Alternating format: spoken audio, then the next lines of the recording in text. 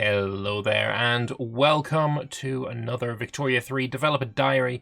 This time we're going to be looking at government institutions, but first, I just want to point out, as I always do, there's another piece of artwork at the top of the Dev Diary. Unfortunately, this one isn't actually a new one. We have seen this one before. It is of the World Fair, and I love it. I just love this art style. I can't get enough of this. I'm looking forward to seeing all of the various art pieces.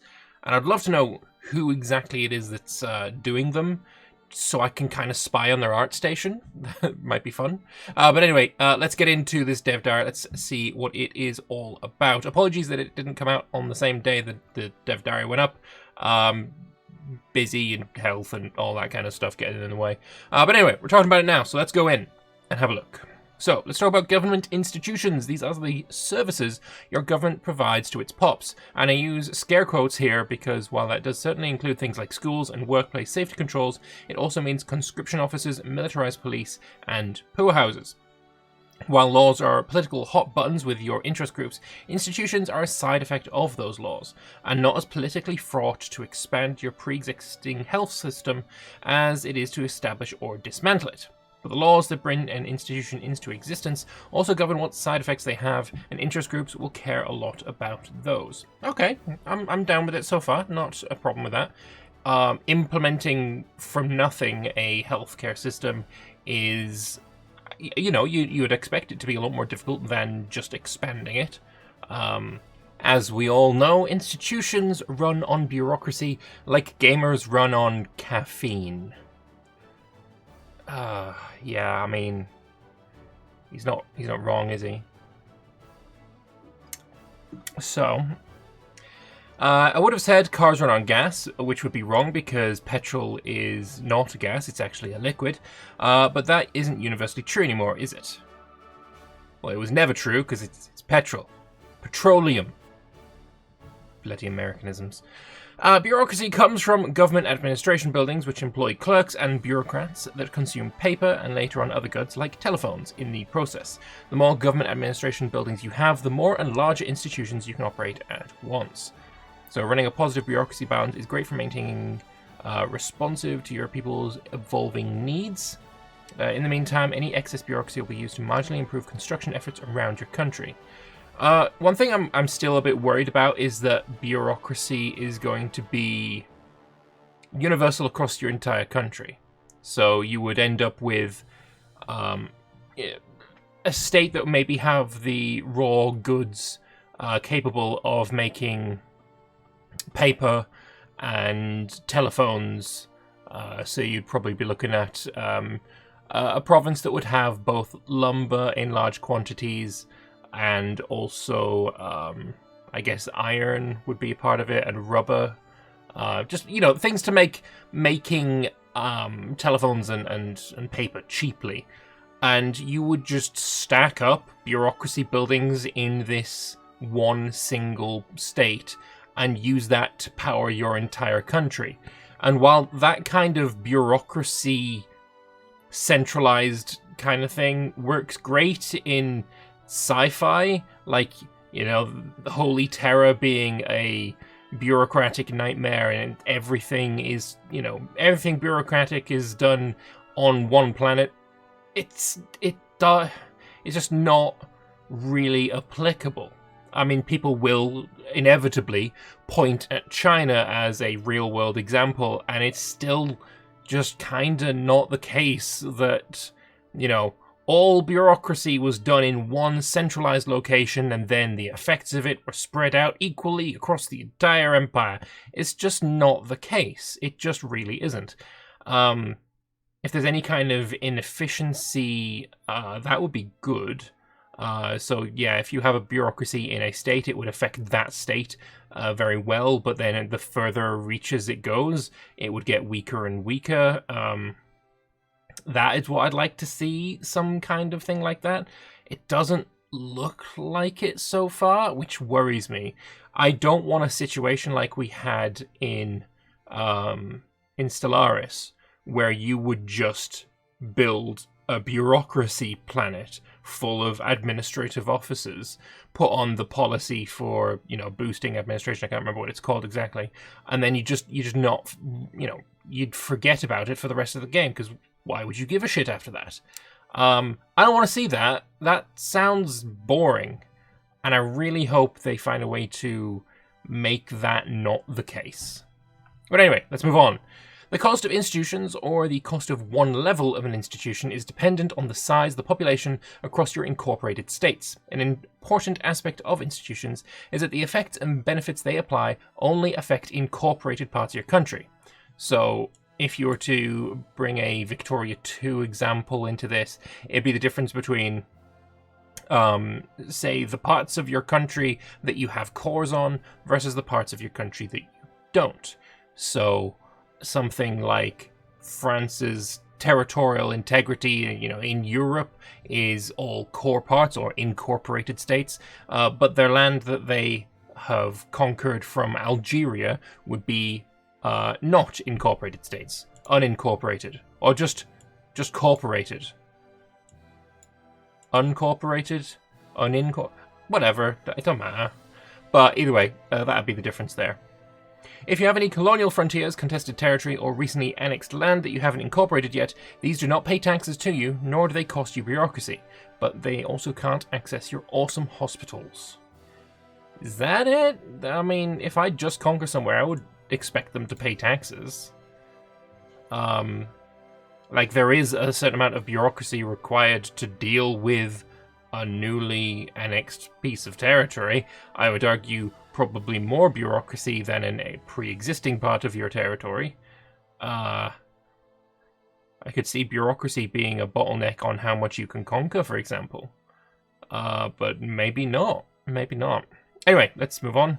Ways of decreasing the cost of providing institutions to your people include passing laws to decentralize your bureaucracy with elected rather than appointed officials, society inventions like behavioralism that provide insight into people management, refraining from incorporating colonies and conquered territories, sending a whole bunch of people to their deaths in terrible wars. Warning, side effects may vary. Yeah, I guess those would certainly make things harder. Okay, so we have here education. We've got 5 investment levels into it. The amount of cost per investment level is there. Thankfully, it's not just a nice, neat, round number, because they suck. Weekly cost, amount of bureaucracy. This is a lot of wasted UI space, if I'm being honest. Number of investment levels, an icon, and a 5 taking up an entire big block is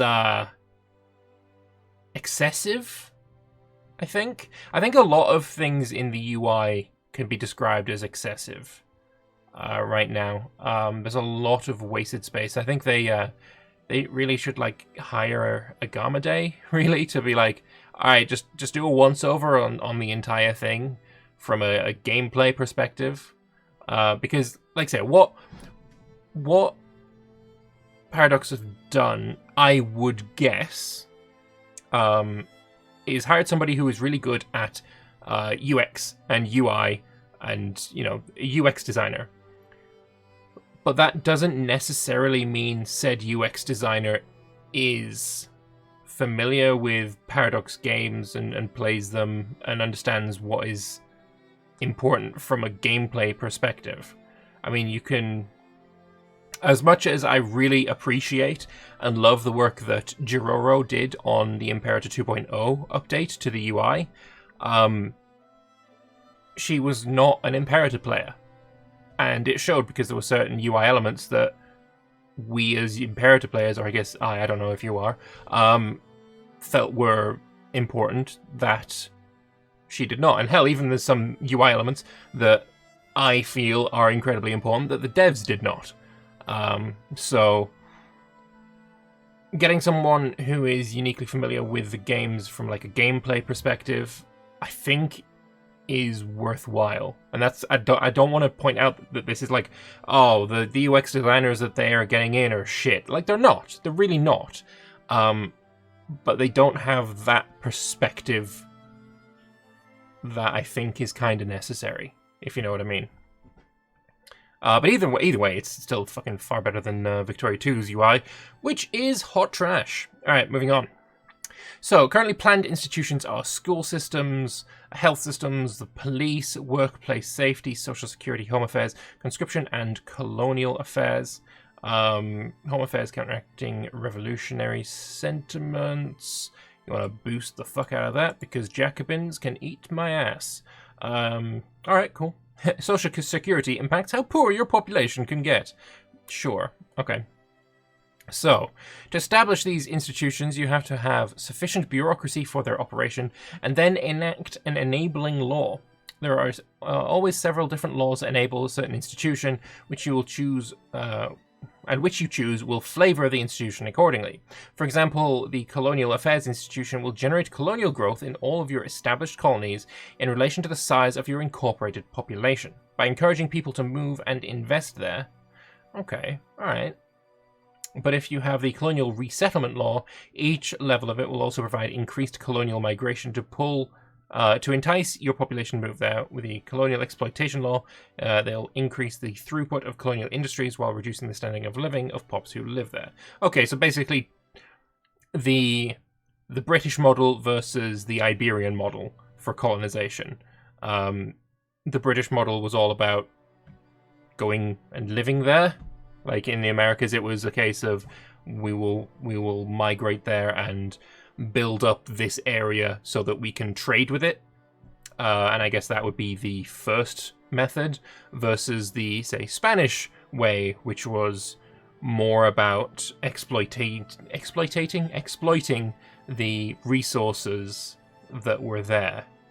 I'm not saying one is better than the other. No, I am. The British one was definitely better. I'm not saying that the British only employed this particular method of colonialism. That's not what I'm saying at all. Or that it is virtuous or good or anything like that. I'm just saying that of the British and the Spanish models for colonizing the Americas specifically, the British model was objectively better.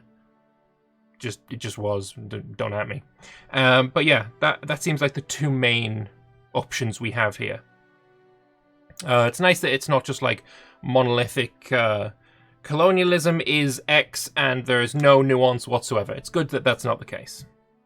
So looking at Switzerland here, it's got 3 levels of religious schools, 1 level of local law enforcement, and 1 level of a private healthcare system, with a 2nd level currently in progress. That's your in-progress icon, is it? What happened to, like a green bar at the bottom?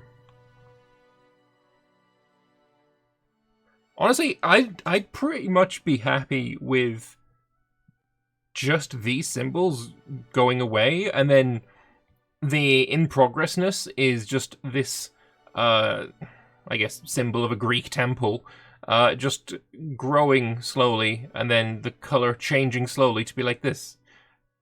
Actually, I wouldn't. I don't think this looks good. Just nah. But anyway, moving on. The bureaucracy you invest into institutions can be redistributed as needed, but this takes time. For example, if you have a level 3 healthcare system and a level 2 home affairs, and a per level cost of 142 bureaucracy, you're paying 710 bureaucracy for the privilege, which you have to generate from government and administration buildings. But if your population grows such that each level costs 173 instead, maintaining these levels will cost you 865. Okay, alright. So it's not saying that this level costs this, and then this level costs the exact same, but it's taking the, I guess, average of all of the levels and saying that that's the per level cost. I would hope, because, if we take this one, for example, if this is 50, I would hope this would not be 50. I'd hope this would not go to 100 if you get the second one. Like, 50 and 65, perhaps, would be better. Just, I don't know, it just everything is coming down to, like, feelings, and if all of the levels are like monolithic, it's just an extra 50. Everything's just an extra 50. It just doesn't feel as organic, I mean, this entire thing doesn't really feel organic. I wouldn't say mana per se, but it's it's definitely skirting the line of authentic, you know? I understand that there has to be some method of, you know, political willpower, because then, you know, you have to find some way to check the power of the state, because the power of the state is checked. It's just not in real life by tangible means. It's done by, you know, political will and the powers that be and all that kind of shit. And that's not something you can really put into a game and make it visible to the player. So you have to have some kind of system like this, and that's entirely fair. I'm not saying that, you know, having these systems is bad. It's just they need to feel organic so that they don't feel like a band-aid, you know, or plaster. Alright. If your population grows such that it costs 173 instead, maintaining these levels costs you 865.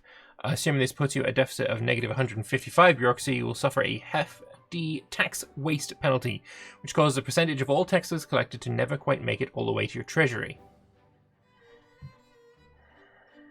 Yeah, I'm still not seeing where this could be very regionalized. I really want to see it regionalized. I don't want to see it as a state level system. In response to this disaster, you may be forced to reduce the level of one of your institutions, which will restore your bureaucracy balance to plus 18, while you expand your bureaucracy to be able to regain the lost level. If you took the level from health system, your pops will suffer reduced health in the interim, while if you reduce home affairs, you better hope you have no anarchist bomb throwers lurking around in the shadows. Since institutions expand gradually, restoring your lost level will take some time, so if possible, it's best to stay ahead of the change and expand your government administration proactively if you experience strong population growth or immigration waves into your incorporated states. Okay. I think I've said pretty much what I want to say on my feelings towards this bureaucracy system. It's not as of the three capacities, I'd say this is the middle of the road one. Like, I'm happier with bureaucracy than I am with authority. And I've honestly forgotten what the other one is because I've got a terrible memory. This is like the middle of the road one. Diplomacy points? Is it diplomacy? There was a dove there, so I would assume so. Yeah, but this is like the middle of the road one. There's certain things I don't like about it. Like, for example, just it doesn't look like it's any way regionalized at all. It looks like it's an entirely, you know, state level or country level system, meaning that you could just build a bureaucracy state to work on literally your entire country, which is just ridiculous. That is something I really don't want to see, and I really want to, you know, have addressed. But it's not as bad as authority still. Authority is still the one that is giving me the worst vibes. But anyway, let's have a look at the dev comments and see if any of my concerns have been addressed down there. So, first off, I'm curious whether providing good healthcare will be possible, in fact, only for socialists like in Vic 2. It's not only possible for socialists. That's just not the case. I don't know why you think that's the case. It's just not. Fairly sure it's not. I mean, I've been playing a lot with historical project mods, so maybe in vanilla it's like that, but if so, then historical project mod is absolutely a necessary mod to play the game. I plan for autocratic monarchy with public schools and good healthcare. Cool. Good for this guy. There are a number of different laws that can enable the health system institutions which are supported by different interest groups. For example, the industrialists support a private health system. It's also quite common that institutions enabled under one administration will remain after that administration drastically changes, for example after an election. The new government is on the hook to support the existing institution with its current properties, although they may be inclined to change the laws such that they operate more along their own ideology. Yeah, I mean, it's all going to be a case of interest groups. If you have the interest groups that want these things, these laws, these institutions, then you're probably going to be able to pass them. If you don't, then work on that first. I don't think there's anything that's going to be hard locked out. It's like, oh, you can't do this because you're this? Well, fuck off. It's more going to be a case of you can't do this until you get the right people to support you. Which is a definite improvement, I would say, over Vicky 2.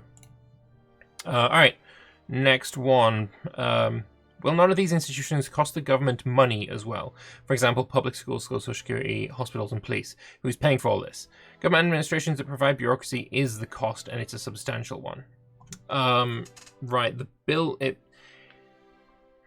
Is it the buildings are going to cost money, like money and paper as their input? I think I recall that being the case. Let us go on a bit of a dive into the previous dev diaries. Dev diary index, there we go. I want to have a look at, I think, capacities and buildings. I think buildings first. So I'm going to try and find the bureaucracy building. Government administration. Yeah, so it's costing, like, it's just costing money here to turn it into 21 bureaucracy. If we're looking at this here, and we're talking about, say these are decent numbers, right? 710 bureaucracy is going to be along the lines of divided by, say, 21, 33 times, we'll just go with this, 4.76. 157,000 to get that much. I mean, that is a cost. I mean, that's a substantial cost. If this is what it takes to gain this amount of bureaucracy, then yeah, those things are absolutely making a significant dent into your coffers as well. I should just have brought that down just a little bit, I think. Yeah, I think that's actually fine. Also, just want to check capacities, bureaucracy, authority. Oh, influence. Influence is the other one, not diplomacy. Okay. And it's the government administration building. Yeah. So that's what he's talking about. The building has the cost. I mean, it is a substantial cost. He's not wrong there. He is not wrong there. But I suppose these are things you are going to be able to manage. You're going to be able to bring the price of paper down. You're going to be able to bring your wages down, possibly. When you get telephones, maybe that's going to help. Throughput you can increase. So there are things you're going to be able to do to, bump these numbers up.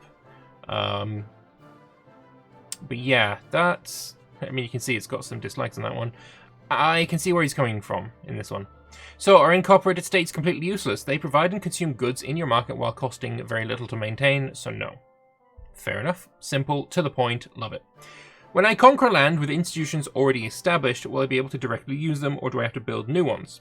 So, if you conquer land with government administrations, those are the buildings. Specifically, should probably have put building on the end of that.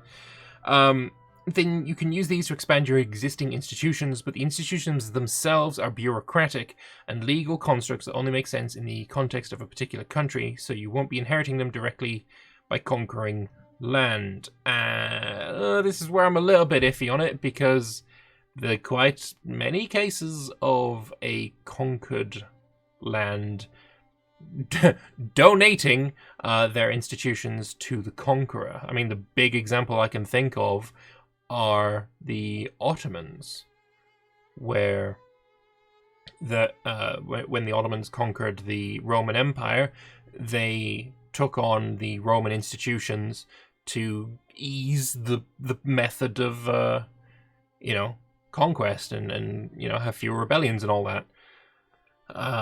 If you want to go back further, this is entirely irrelevant, I guess, to this time period, but the reason the Romans initially were able to conquer Gaul is because they inherited the institutions in Gaul, and that would be very much more difficult for them to integrate or annex Germania, because it just had a lack of any kind of institutions. So that is why Gaul was an easier conquest for them. Obviously, that's way beyond the realm of this timeline and completely irrelevant because of that. But it's still a government institution, I guess. So it's a little bit relevant. It's a little bit relevant. All right, next one. What will modding be like for institutions? For example, can we make extra institutions to detail very specific concepts like work safety levels for each industry? Yes, you can. Laws and production methods, the effects of institutions are represented as modifiers. You can mod in more institutions easily enough by determining what modifier effect it should have, what laws should enable it, and what effects those laws should have on it. Yeah, modding looks like it's being catered for very well. That's nice to see. And then finally, we've got this fatty chungus of a response here. And this is the one that I was looking for. As it's come up a few times, I want to address the feedback that certain institutions like schools and hospitals are more suited to being buildings than nationwide institutions. There's nothing fundamental in the game's core mechanics that prevents this. Institutions can have an effect on states, and buildings can be scripted to have the exact same effect on states. Furthermore, buildings can take varied input goods, such as medicine for hospitals and small arms for police stations, and require varied professions, such that building hospitals could employ more academics than bureaucrats, and so on. A modder could replace any institution in the game with the equivalent set of buildings with no adverse side effects in a couple of hours.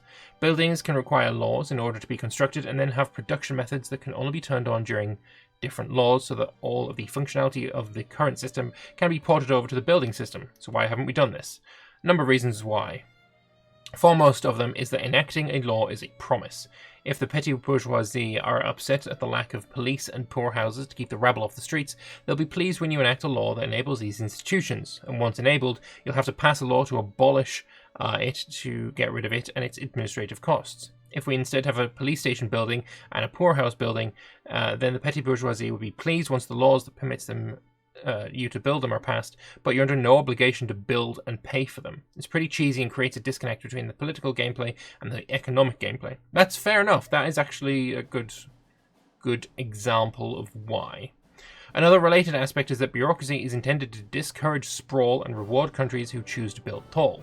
If you're a militaristic superpower who aggresses your way across a continent, you're going to have a hard time extending all these guaranteed government services to all your newly annexed lands. Incorporation of a state is a permanent choice of declaring a state an official core part of your nation, thereby taxing the population in exchange for extending all your institutions to them. All this costs bureaucracy, so smaller, tighter countries have a much easier time providing services to their population than vast empires do. Again, this dynamic doesn't work if you can just choose who gets access to how many government services and who doesn't. Final major reason is the large amounts of frankly boring micro this would require in many countries to engage in. Yeah, I can see especially Russia having a big issue with that. Chances are very good that once you have a health system, you're going to want to extend its function to at least most of your states. Spamming hospitals in every state and then keeping up on what level they are in order to ensure the people the right amount of healthcare. It sounds awesome on paper, and it's a terrible gameplay experience for larger countries, and frankly isn't a very interesting choice. Now multiply this experience with all the different institutions you'd rather have as buildings. Yeah, no, I'd agree with that. Those are some good reasons. Having said all this, the system is very flexible. If we did find in playtest that the above reasons notwithstanding, a certain institution would in fact work better as a building, it's relatively easy to rework it. Okay, fair enough. There's actually nothing here about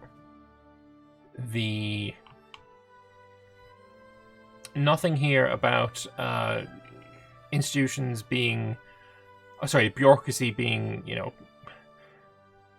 in a single place rather than in an entire country, which is annoying, which is not good. Let's quickly have a look at Wiz's Twitter account. Wiz, why have I forgotten what his name is?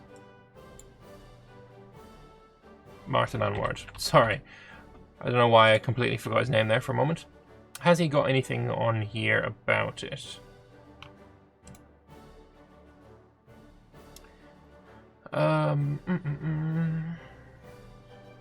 Okay, we've got something here from One Power Bavarian talking about it. Administration is now a purely nationwide resource via bureaucracy, in contrast to how it worked in Vic 2. Will state administration efficiency exist via state modifiers like turmoil that influence the bureaucracy institution effect on a local level? At the moment, we don't have anything like this, but it's being actively discussed in the design team, so we do want a reason to not heap all your government buildings in one state. Okay, so at least they're looking at it. At least they are looking at it, because, let's be honest, it just doesn't feel great when it is yeah, it's like a bureaucracy planet in Stellaris, which he should be well aware of because he's the one that was in charge when those were kind of a thing. I'm fairly sure. About that. So yeah, the fact that they're working on it, good, very good. But yeah, that's today's dev diary. And here are the institutions in Great Britain in 1836. Sorry that I forgot to give that. It's got 2 levels of colonial affairs, got a level of social security, 3 levels of education, and 1 level of health system.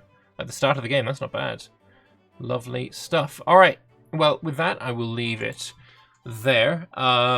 Let me know what you guys think in the comment section below. I am looking forward to trying this out, of course. That's kind of universal. It's going to be the case all across the board.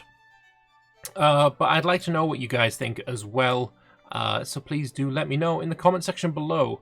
I've been Lambert. If you want to keep up to date with all of Victoria 3's news and updates, then please do drop a sub my way, like the video, and share it with all your friends and all that YouTube garbage stuff that I'm obligated to ask you to do. So, thank you all very much for watching, and I'll see you in the next one. Bye-bye.